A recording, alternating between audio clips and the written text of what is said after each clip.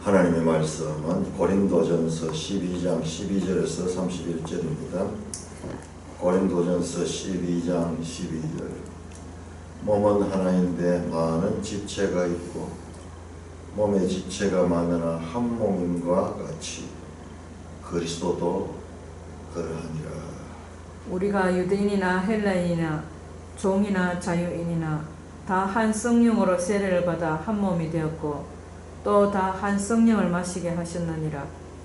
몸은 한 지체뿐만 아니요 여럿이니 만일 발이 이르되 나는 손이 아니니 몸에 붙어 있지 아니하였다 할지라도 이로써 몸에 붙지 아니한 것이 아니요 또 귀가 이르되 나는 눈이 아니니 몸에 붙지 아니하였다 할지라도 이로써 몸에 붙지 아니한 것이 아니니 만일 온 몸이 눈이면 듣는 곳은 어디며 온 몸이 듣는 곳이면 냄새 맡는 곳은 어디냐.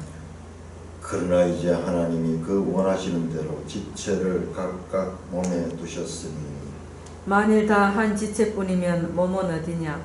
이제 지체는 많으나 몸은 하나라. 눈이 손들어 내가 너를 쓸데없다 하거나 또한 머리가 발들어 내가 너를 쓸데가 없다 하지 못하리라. 그뿐 아니라 더 약하게 보이는 몸의 지체가 도리어 요긴하고 우리가 몸의 덜 귀히 여기는 그것들을 더욱 귀한 것으로 입혀주며 우리의 아름답지 못한 지체는 더욱 아름다운 것을 얻느니라. 그런즉 우리의 아름다운 지체는 그럴 필요가 없느니라. 오직 하나님이 몸을 고르게 하여 부족한 지체에게 귀중함을 더하사 몸 가운데서 분쟁이 없고 오직 여러 지체가 서로 같이 돌보게 하셨느니라. 만일 한 지체가 고통을 받으면 모든 지체가 함께 고통을 받고 한 지체가 영광을 얻으면 모든 지체가 함께 즐거워하느니라. 너희는 그리스도의 몸이요 지체의 각 부분이라.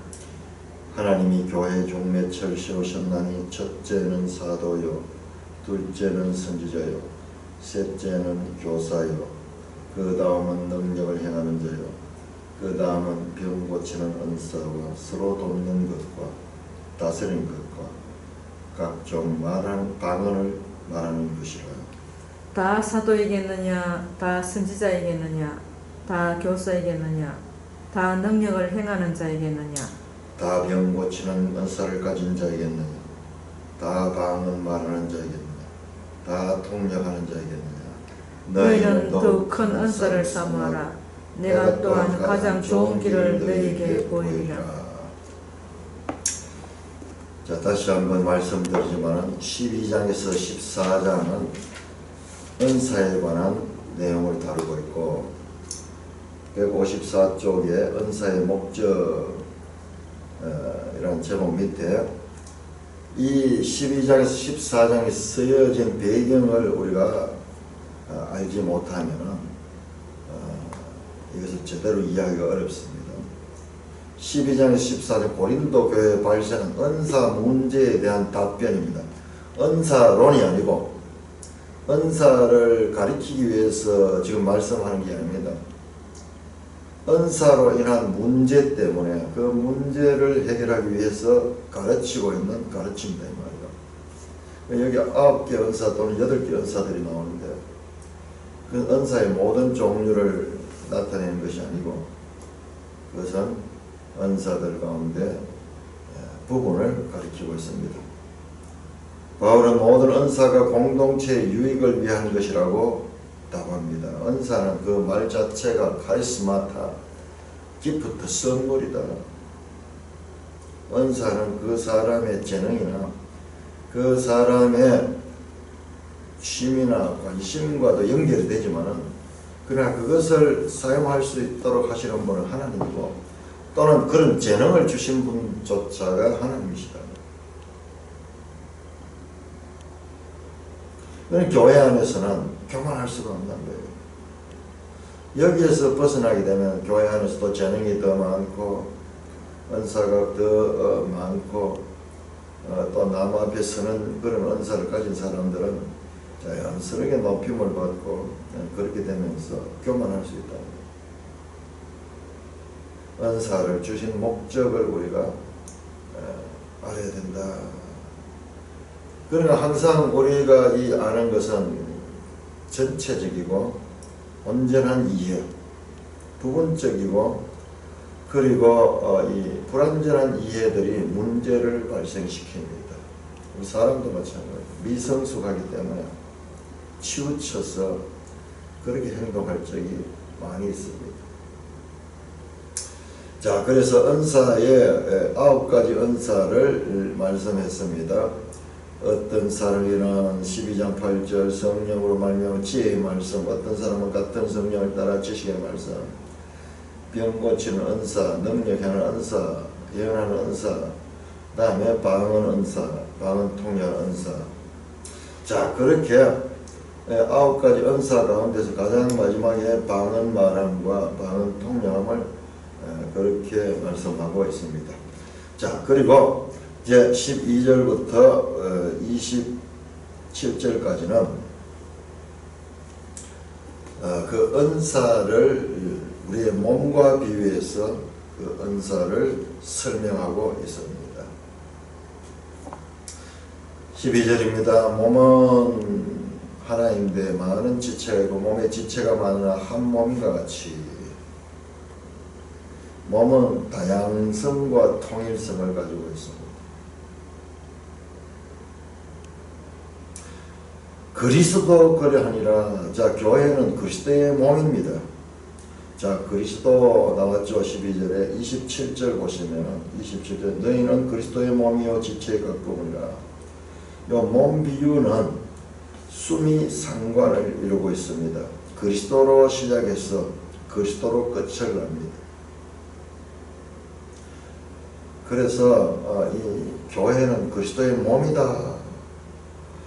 그러므로 교회 안의 지체관계도 몸의 비유처럼 다양성과 통일성을 가했다. 삼위일체 하나님이 한 몸이시면서도 삼위로 역사하듯이 교회의 다양성과 통일성은 몸과 그 지체의 관계처럼 서로 유기적이고 통일적인 그러면서도 다양한 그와 같은 관계를 가진 것이다. 다양성과 통일성의 원리를 몸과 지체의 비유로 설명하고 있습니다.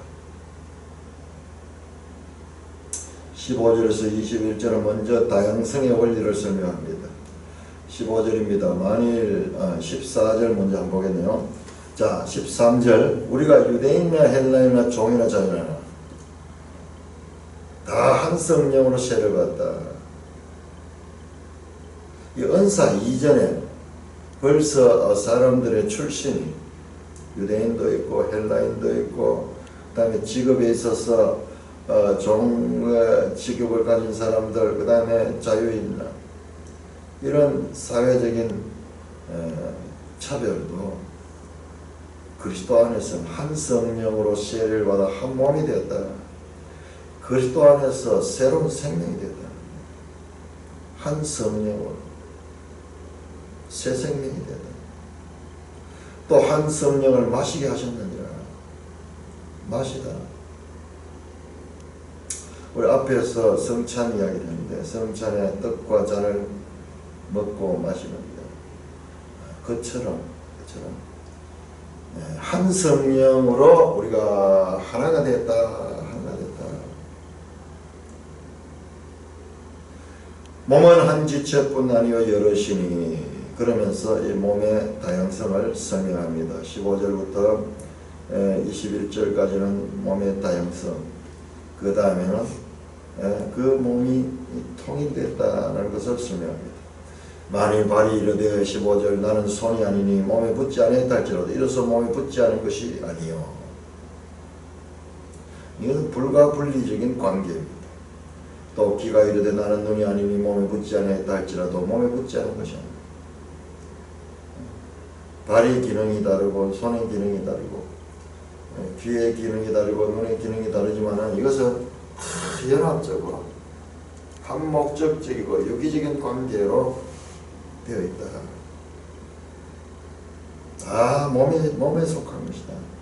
17절 만이 온몸이 눈이면 듣는 것이 어디며 온몸이 듣는 것이면 냄새 맡는 것은 어디겠는가. 이 몸에 다양성이 없다 그러면 그것은 몸이 제대로 된 몸이 될 수 없다. 눈이 아무리 좋은 거지만 온몸이 눈이 되면은 그것은 있을 수 없는 거예요.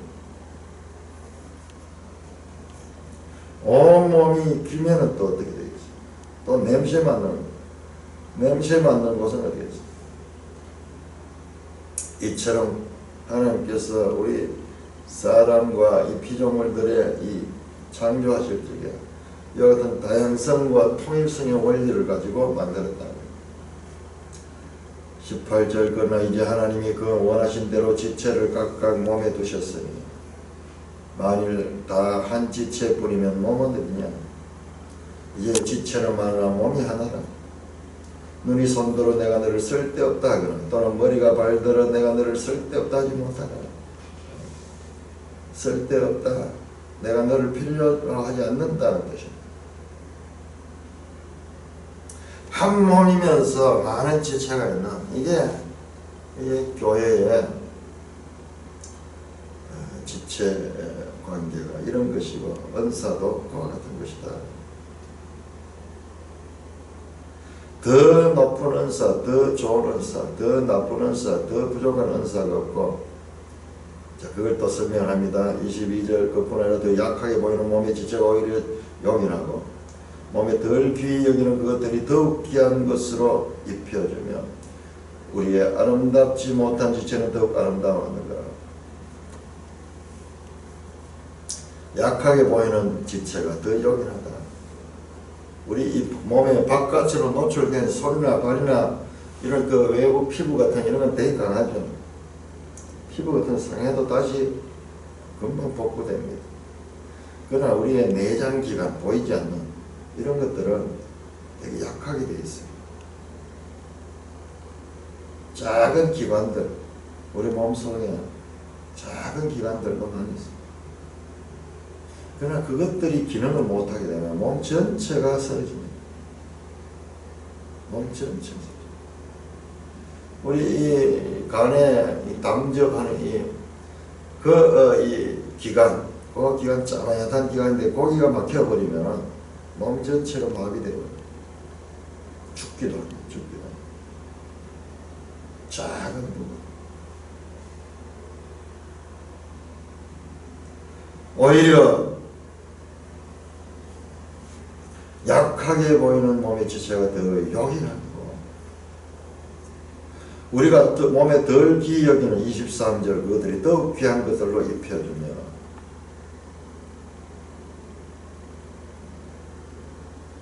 외모로 드러나지 않지만 내 장기 기관들을 이렇게 보호되어 가지고 그렇게 해서 만들어졌다. 정말 이것은 신비 가운데 신비. 참 우리는 그 신비 그 자체, 우리 자체, 언제 자체가 신비예요. 어떻게 손에 손톱이 이렇게 계속 나고 머리카락이 나고 그러면서 세포가 계속 새롭게 되고 몸의 이 복잡한 기관들이 서로 유기적인 관계를 가지고 지금 우리가 이렇게 살아갈 수 있도록 하는 이 자체가 기적이고 이게 하나님의 완벽한 질서를 따라서 창조된 그 결과입니다. 아니 우리 자체보다도 더 기적이 어디에 있겠어요?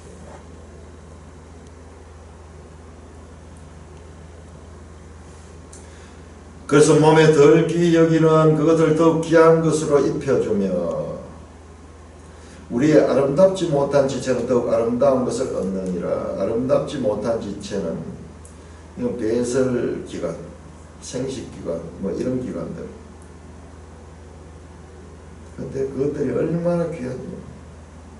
얼마나 하나님이 완벽하게 만들어 놓았어요.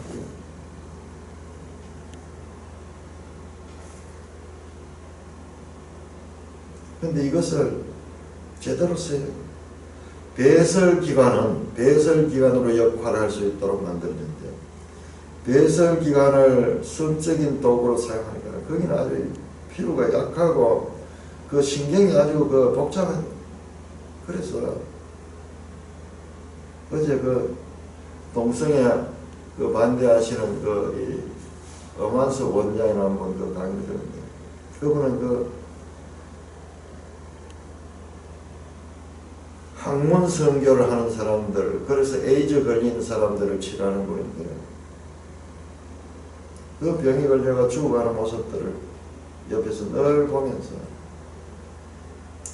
그 사람들이 죽기 전에 하는 모든 이 호소가 다른 사람들에게 가서 나처럼 이와 같은 잘못된 삶을 살지 않도록 그것이 얼마나 해악된 것인가 얼마나 나쁜 것인가를 알리는데 힘을 써달라고 그렇게 이 호소를 하면서 죽어간다고 합니다. 인생이 완전히 황폐됩니다.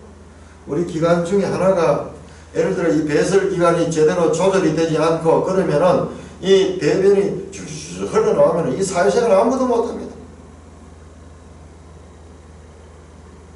다른 사람이 혐오감을 느끼게 되면 그때 느끼는 그 감정은 경험 안 해본 사람은 말할 수 없습니다. 존재 자체가 혐오를 일으키고 존재 자체가 더러운 냄새를 풍기고 그런 경우에는 그 사람의 다른 활동들이 다 마비돼요. 아무리 좋은 재능을 가지고 있고 아무리 좋은 이 능력을 가지고 있어도 그러면 존재 자체가 혐오합니다. 하나님은 그렇게 만듭니다. 반면에 생식기관은 얼마나 강하게 만들어놨는지 그렇게 하나님을 만들어놨다는 거예요. 그 하나님의 질서를 어겼을 적에 일어나는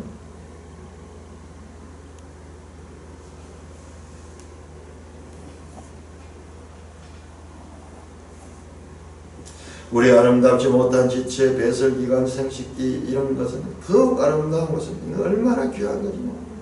얼마나 귀합니다. 그런즉 24절 우리 아름다운 지체는 그를 필요가 없느니라. 그렇지만은 이 밖으로 드러나는 거 이런 거는 굳이 그렇게 보호 안 해줘도 되는 거예요. 그렇게 튼튼하게 만들어놨어요. 머리 같은데 이래 외부에 드러났는데 머리카락을 만들어 가지고 또 보호하고 있고 그리고 아주 그 강한 뼈로서 둘러싸여 있고 그렇게 해놔요. 오히려 약하고 보이지 않고 그런 것들이 더 귀하다. 그건 더 보호해줘야 된다. 24절 후반절에 오직 하나님은 몸을 고르게 하여 부족한 지체에게 귀중함을 더하다. 그래서 이 조화롭게 만드는 부족한 지체, 우리가 별로 관심 안 가지는 그런 것들을 더 귀중합니다. 그래서 몸을 고르게 했다. 25절 몸 가운데 분쟁이 없고 오직 여러 지체가 서로 같이 돌보게 하셨느니라.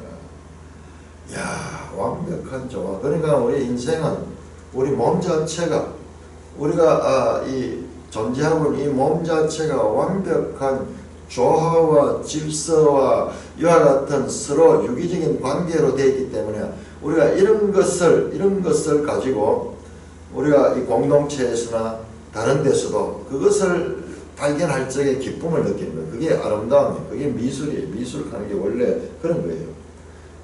이 감각적인 쾌감을 느끼는 거예요. 그러나 이런 질서가 어긋나게 되고 이와 같은 유기적인 관계가 파괴되는 그때는 우리가 추함을 느끼고 그때는 불쾌한 감정을 느끼는 거예요.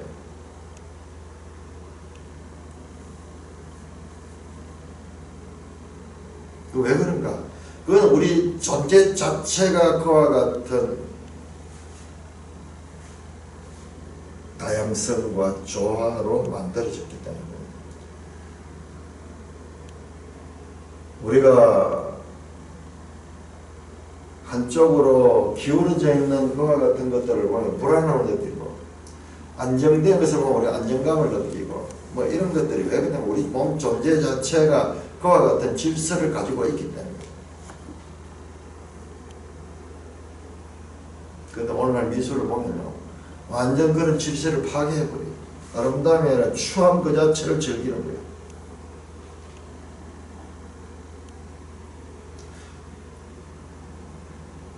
성적인 관계에서 하나님의 질서를 무시할 뿐 아니라 이 미적인 관계에서도 그런 걸 다 파괴해버려요.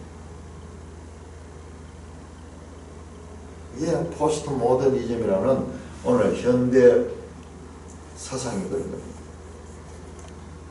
질서를 무시해요.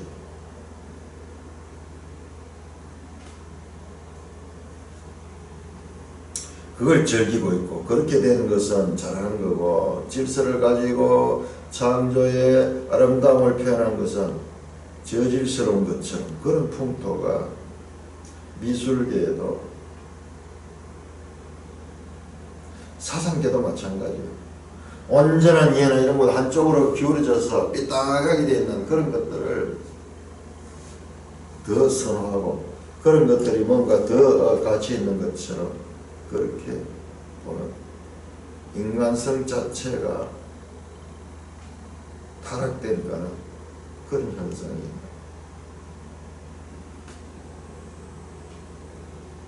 하나님은 우리 몸에 이 지체들이 서로 분쟁하지 않고 여기 스키마 분쟁 이것도 분열 몸들이 서로 따로 있지 아니하고 이것들이 따로 있지만 서로 한 몸을 이루고 서로 유기적인 관계를 그렇게 형성하고 있는 것처럼 여러 지체가 서로 같이 돌보게 하셨느니라. 우리 몸보다도 참 더 완벽한 조화가 있습니다. 26절 만일 한 지체가 고통을 받으면 모든 지체가 함께 고통을 받고 한 지체가 영광을 얻으면 모든 지체가 함께 됩니다. 그렇습니다. 우리 몸의 한 부분이라도 아프면 온몸이 아픔을 느끼듯이 교회 안에 지체들 관계에서도 이와 같이 한 몸의 극치가 바로 이와 같습니다. 우리 몸에서 느끼듯이 공동체 안에 지체들 가운데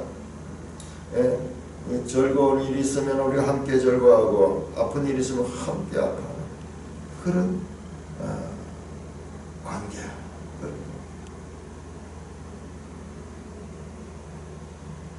한 몸 되면 그렇지. 너희는 그리스도의 몸이요 지체의 각 부분이라. 27절. 자, 이렇게 몸을 설명하거나 다시 너희는 그리스도의 몸이다. 우리 개개의 몸을 가진 자들은 그리스도의 몸을 또한 이루고 있다. 우리 몸속에 있는 지체들이 이와 같은 유기적 관계같이 너희들도 그리스도의 몸인 교회 안에서의 지체 역할들, 각자 맡은 지체 역할들을 알아야 되며 그 지체 역할들은 서로 합력하여 그리스도의 몸을 세우는 것이 되어야 된다. 그렇게 말씀하고 있습니다. 자, 그리고 28절에서 31절까지에서는 30절까지에서는 다시 은사에 대해서 나옵니다. 하나님이 교회 중에 몇을 씌우셨느니 첫째는 사도요, 둘째는 선지자요, 셋째는 교사요, 그 다음은 능력 행하는 자요, 그 다음은 병 고치는 사, 그 다음은 서로 돕는 것과 다스리는 것과 각종 말하는 것입니다. 자, 이게 뭐냐?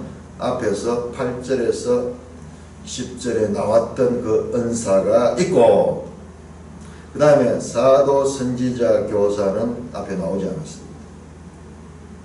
자, 첫째는 사도요, 둘째는 선지자요, 셋째는 교사요. 아니, 모든 지체가 다 평등하다 그랬는데 지금 여기 와서 또 첫째, 둘째, 셋째 이 지체의 이 높낮이를 구분하고 있습니까? 첫째, 둘째, 셋째가 중요한 순서라고 볼 수가 없습니다. 이거는 그런 의미가 아니고 이것은 시간적인 우선성을 보이는 거예요. 사도, 선지자, 교사 이런 직분은 오늘날에 없는 거예요. 오늘날에 사도는 예수님의 직계 제자들, 그리고 사도 바울. 근데 이 정의도 완벽하진 않아요. 바나바 같은 경우에도 사도라고 하는 경우도 있고 이러니까는 약간 1세기의 그 교회입니다. 근데 오늘날 신사도 운동, 그래서 지금 또 사도가 있다고 그렇게 주장하는 사람들이 있는데 그런 것들은 잘못된 것입니다. 사도는 단회적이에요. 오순절 성령 강림의 그와 같은 예루살렘 역사가 단회적이었듯이 그 구약의 선지자들의 이 예언을 지금 성취하는 그 사건으로부터 시작해서 이제 성령의 시대로 들어왔습니다. 그 이후로 계속 그 처음과 같이 돌아갈 필요가 없는 거죠. 선지자요. 자, 이거 에베소서도 나오고 이 사도 선지자가 많이 나옵니다. 다음 셋째는 교사요. 이 교사는 가르치는 은사를 가집니다. 이게 전부 다 지식의 은사와 연관이 되어 있습니다. 자, 우리 앞에 한번 볼까요? 자, 8절 한번 볼까요? 8절 어떤 사람이 성령으로 말미암아 지혜의 말씀을, 어떤 사람에는 같은 성령을 따라 지심의 말씀과 연관된 사역자들인데, 이때 선지자들은 말씀을 직접 받기도 하고 예언하기도 했습니다. 성경이 신약 성경이 완성되기 전입니다. 그런 신약 성경이 완성된 후와 그 전은 은사가 다릅니다. 신약 성경이 다 완성되고 나면은 그와 이 선지자의 은사는 필요가 없습니다. 더 완벽한 하나님의 계시가 주어졌기 때문에 직통 계시를 받아가지고 자기가 예언을 하고 이것이 이 말씀의 권위를 우선할 수 없습니다. 셋째는 교사요. 오늘날 교회에서 목사 역할들 이런 것들 이 교사 역할은 이어지고 있습니다. 자, 그 다음에는 넷째, 다섯째를 한다고 그 다음은 그랬습니다. 그러니까 이 첫째, 둘째, 셋째로 붙인 것은 이것은 시간적인 그런 의미를 가지고 있어요. 그 다음에는 이제 오늘날 교회도 같이 공존할 수 있는 그런 은사들인데 능력을 행하는 자요, 병 고치는 은사요, 서로 돕는 것과 자, 서로 돕는 것은 앞에서 나오지 않았습니다.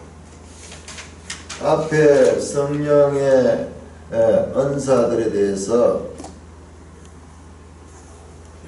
9가지를 말씀하셨는데 여기에 지금 병 고치는 은사, 그 다음에 능력 행하는 은사 이런 것은 앞에 다 나왔습니다만 서로 돕는 것은 지금 여기에 처음 나옵니다. 그러니까 이 은사 모두를 나열했는 것이 아니고 지금 은사를 설명하면서 지금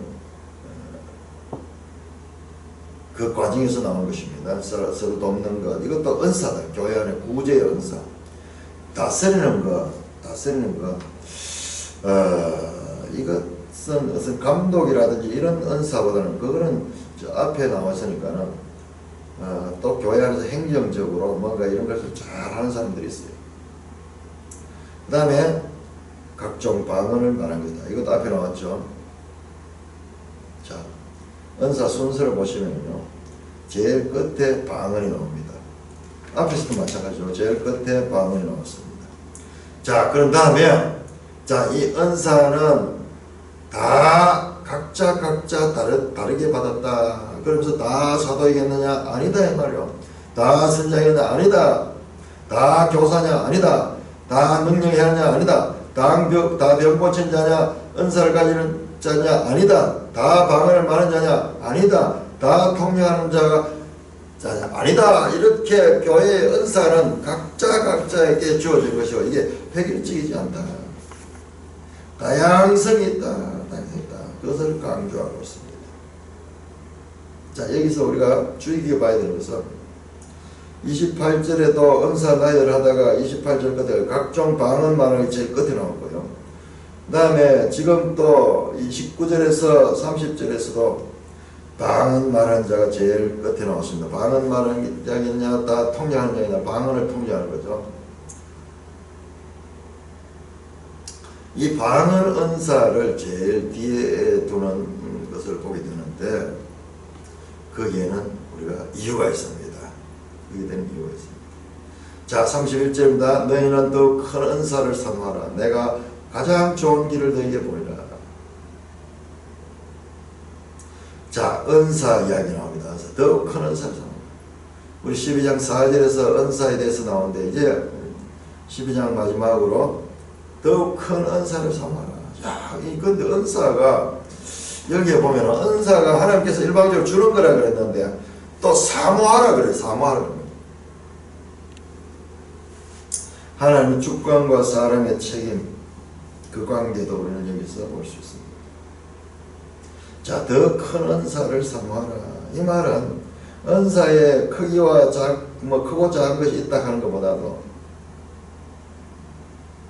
더 이 중요한 은사를 사모하는 그런 자들이 되어야 된다는 그런 의미입니다. 더욱 큰 은사들로 되어 있어요. 복수로 되어 있어요. 우리 지금 여기는 그냥 큰 은사들인데 더욱 큰 은사들로 되어 있습니다. 이것은 뭐냐? 뒤에 나오는 사랑을 가리키는 게 아닙니다. 사랑은 은사가 아닙니다. 방언보다 더 큰 은사들은 뭐냐? 14장에 나오는데요. 14장 우리 한번 볼까요? 여기서 바로 봐야 돼요. 13장을 건너뛰고 14장 보면 14장 1절 사랑을 추구하며 신령한 것을 삼아 더욱 특별히 예언을 하려고 해라. 2절에 방언을 말하는 사람에게 하지 않으라고 하니 예언하는 자는 사람에게 덕을 시험에 건면한다. 방언을 하기보다는 예언을 하기를 더 사모해라. 그 말에서 말하고 있습니다. 왜 그런가 이유를 설명하고 있습니다. 자, 우리 여기에서 12장 31절에서 갑자기 은사를 더 큰 은사를 사모하라고 말씀하고 그 다음에 또한 가장 좋은 길을 내가 너에게 보이라. 가장 좋은 길은 무엇이냐? 이 13장은 사랑에 대한 말씀, 사랑. 자, 사랑으로 은사를 사용해야 된다. 그 말씀입니다. 자, 13장 1절에서 13절까지 교독하도록 하겠습니다. 13장 1절 내가 사람의 방언과 천사의 말을 할지라도 사랑이 없으면 소리나는 고리와 울리는 꽹과리가 되고 내가 예언하는 능력이 있어 모든 비밀과 모든 지식을 알고 또 산을 옮길 만한 모든 믿음이 있을지라도 사랑이 없으면 내가 아무것도 아니요. 내가 내게 있는 모든 것으로 구제하고 또 내 몸을 불사르게 되어 줄지라도 사랑이 없으면 내게 아무 유익이 없느니라. 사랑은 오래 참고 사랑은 온유하며 시기하지 아니하며 사랑은 자랑하지 아니하며 교만하지 아니하며 무례히 행하지 아니하며 자기의 유익을 구하지 아니하며 성내지 아니하며 악한 것을 생각하지 아니하며 불의를 기뻐하지 아니하며 진리와 함께 기뻐하고 모든 것을 참으며 모든 것을 믿으며 모든 것을 바라며 모든 것을 견디느니라. 사랑은 언제까지나 떨어지지 아니하되 예언도 피하고 방언도 거치고 지식도 피하리라. 우리는 부분적으로 알고 부분적으로 예언하니 온전한 것이 올 때에는 부분적으로 하던 것이 피하리라. 내가 어렸을 때에는 말하는 것이 어린아이와 같고 깨닫는 것이 어린아이와 같고 생각하는 것이 어린아이와 같다가 장성한 사람이 되어서는 어린아이의 일을 버렸노라. 우리가 지금은 거울로 보는 것 같이 희미하나 그때는 얼굴과 얼굴을 대하여 볼 것이요 지금은 내가 부분적으로 아나 그때는 주께서 나를 아신 것 같이 내가 온전히 알리라. 그런즉 믿음, 소망, 사랑 이 세 가지는 항상 있을 것인데 그 중의 제일은 사랑이라. 자, 유명한 사랑장이 나오는데 이 사랑장은 사랑을 설명하기 위한 것이 아니고 이 문맥적으로 은사에 대해서 설명하는 가운데 사랑에 대한 말씀이 나옵니다. 그 은사들은 사랑의 동기에서 행하지 않으면 아무 유익이 없다는 것을 지금 말씀하고 있습니다. 가장 좋은 길은 은사보다도 사랑이, 은사가 그 사랑을 통하여 표현이 되어야 된다는 것입니다. 사랑은 성령의 열매예요. 열매. 은사가 열매.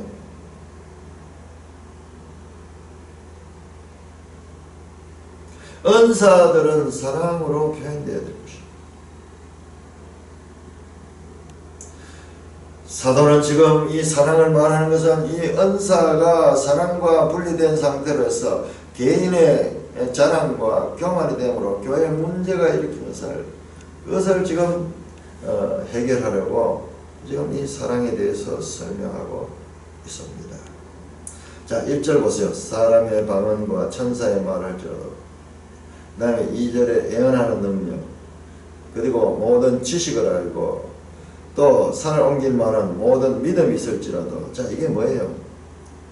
3절에 구제하고 몸을 불사르게 내주다. 이게 전부 뭐냐? 은사들이, 은사들. 앞에 나온 은사들입니다. 그 은사들이 아무리 좋은 은사들이 있어도 사랑이 없으면 안 된다.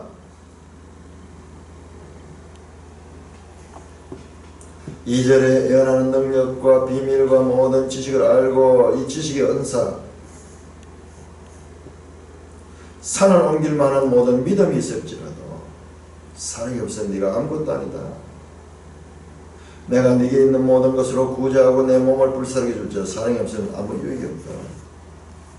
우리 사람의 영담이나 사람들이 뭐 이런 이야기를 보면은 참 감동을 합니다. 그러나 그 모든 동기가 사랑으로 하지 않는 것은 유익이 없네요. 그거조차도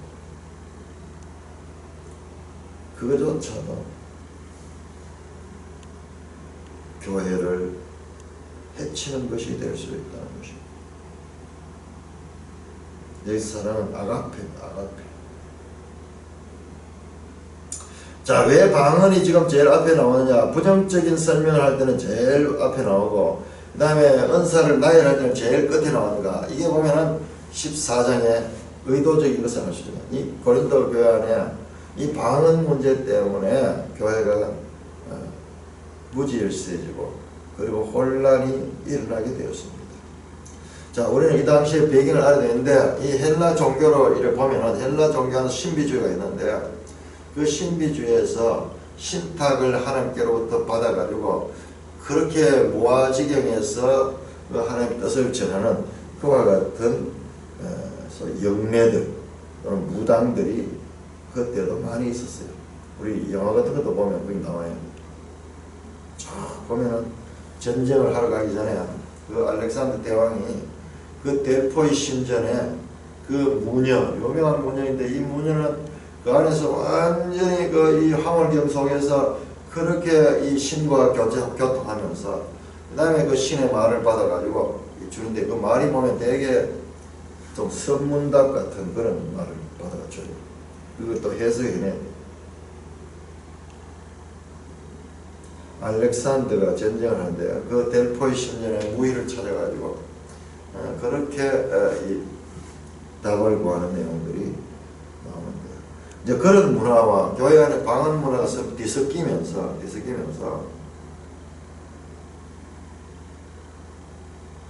교회 안에 혼합주의적인 그와 같은 현상들이 일어났습니다. 자, 아무리 내가 신비를 체험하고 그러더라도 우리 기독교 이 은사들은 전부 사람으로서 교회를 세우는 데 사용됩니다. 그 사람들은 그렇지 않아요. 그 사람들은 자신의 영적인 깊이와 높이를 자랑하면서 그래서 특별하게 구별되어서 가지고 이 구별된 사람으로서 살고 있지만, 우리 교회 지체는 그런 게 아니에요.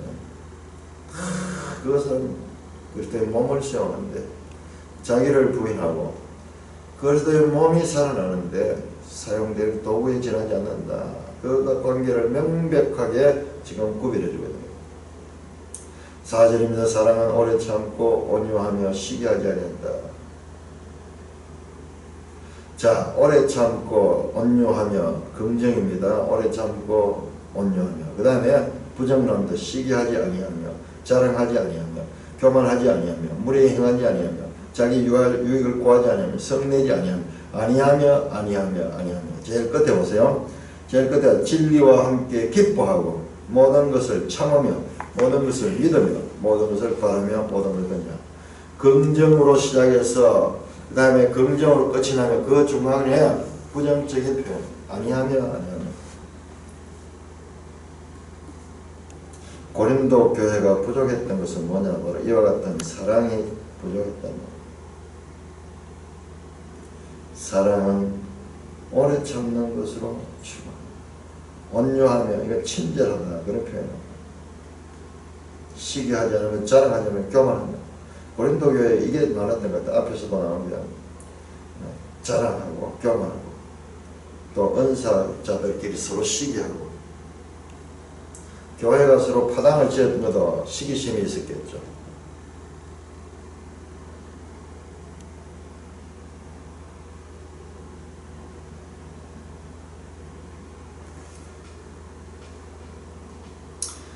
진리와 함께 기뻐하며 6절 것입니다. 모든 것을 참여 모든 것을 믿으며 모든 것을 바른다. 모든 것을 바라는 것이다. 진리의 사랑. 진리는 진리와 함께 기뻐합니다. 진리 없는 사랑이 아니라 진리를 가진 사랑입니다. 그러나 사랑과 정의에는 비대칭입니다. 사랑이 정의보다도 더 큽니다. 만약 하나님의 속성 가운데 사랑이 정의보다 크지 더 많지 않았다면 우리는 다 죽었어. 다 죽었어. 정의의 칼에 의해서. 그러나 그 사랑은 정의를 능가하는 사랑입니다.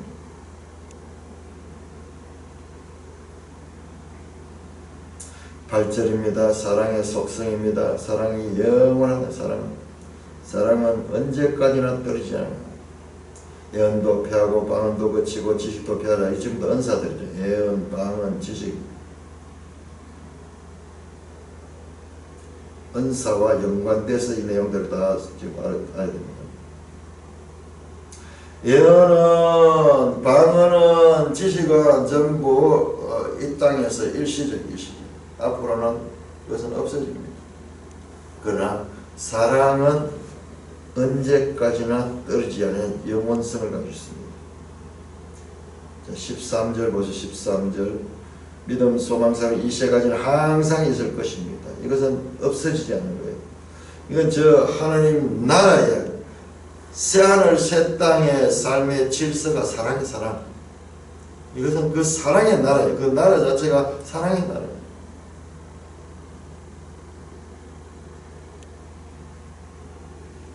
사랑은 영원하고 그 다음에 이와 같은 은사들은 다 유한하다. 그리고 부분적이다. 우리가 지식 문제 때문에도 많이 다투고 그렇게 하는데 뭐 틀린 것이 아니라 제대로 알지 못해서 그런 거예요. 부분적으로 알기 때문에 부족한 이해 때문에 서로 다투고 그렇게 하는데 이거는 자기의 판단을 절대적이라고 생각하니까 그런 일들이 일어납니다.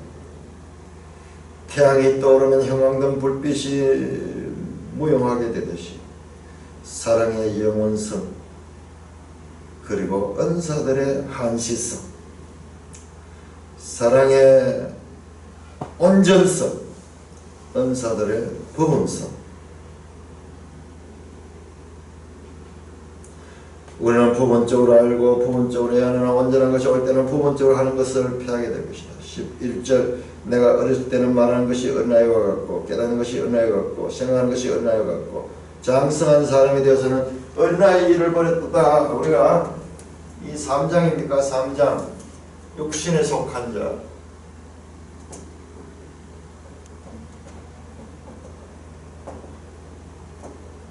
살키코스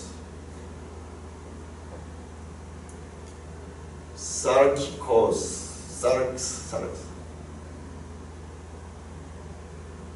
이 자들은 어떠냐? 그리스도 안에 베이비라고 해요. 베이비.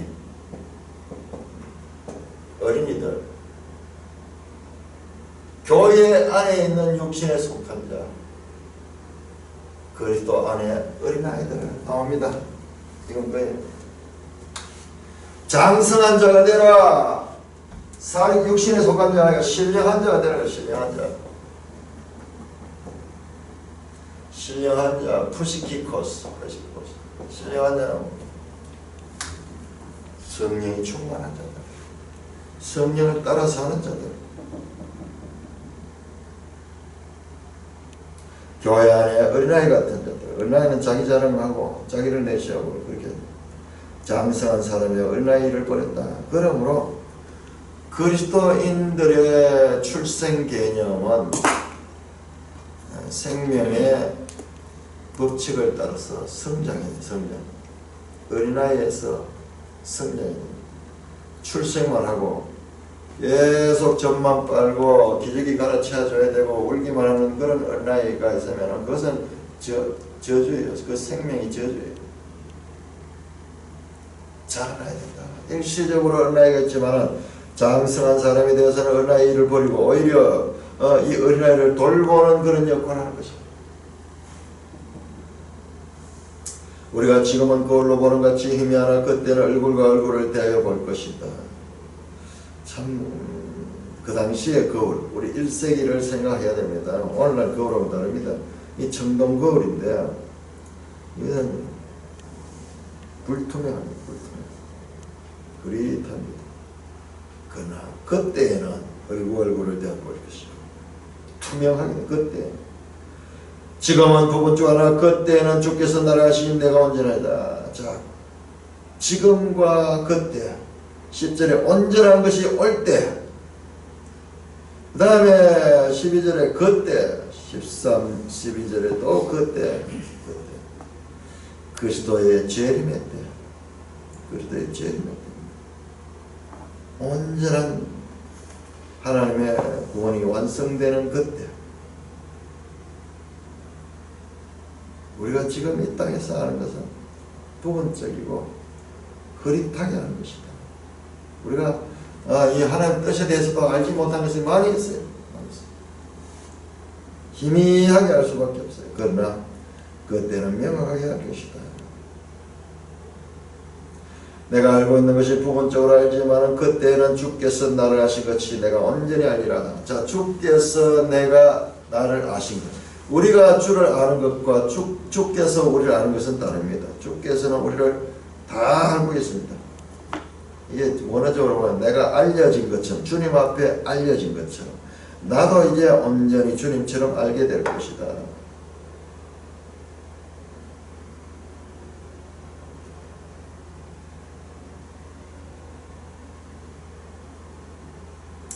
(13절) 그런즉 믿음, 소망, 사랑 이 세 가지는 항상 있을 것입니다. 그 중에 제일은 사랑. 믿음, 소망, 믿음과 소망도 그 하나님 그 나라에서 믿음이 있고 소망도 있습니다. 그러나 사랑이 그 중에서 제일이다. 왜 그런가? 그날에는 우리의 죄와 세상의 유혹도 없어집니다. 우리의 죄도 없어지고 세상의 죄의 원인자도 없어집니다. 그래서 우리는 하나님을 온전히 사랑하게 됩니다. 이웃에 대한 시기와 질투, 미움과 갈등과 정오와 분노가 사라지고 이웃을 진정으로 자신의 몸처럼 사랑할 수 있게 됩니다. 사도 바울께서 은사 문제를 다룬 중에 사랑에 대해서 길게 말하고 있음을 유념해야 됩니다. 은사는 성령의 선물이기에 그 자체로서 좋은 것이지만 그런 좋은 것도 사랑의 동기와 목적에서 행해져야 됩니다. 시기, 질투, 공명심, 이기심과 은사가 결탈하면 그것은 교회를 허무는 것이 되게 됩니다. 따라서 교회 생활에서 가장 중요한 것은 사랑으로 덕을 세우는 것입니다. 이것은 교회를 건축하는 것이며 이를 위해 절제와 오래 참음과 자기 희생이 요구됩니다. 그때는 사랑이 일상의 질서가 되며 사랑이